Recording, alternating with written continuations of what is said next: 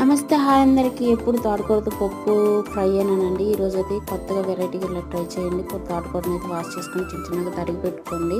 తర్వాత ఒక మిక్సీ జార్ని తీసుకొని దాంట్లో 2 ఉల్లిపాయలు అయితే కట్ చేసుకుని ముక్కలు వేసుకుని 4 వెల్లుల్లి రబ్బలు, పసుపు, ఉప్పు, కారం, చింతపండు కొంచెం వేసేసుకొని పచ్చగా మిక్సీ పెట్టుకోండి.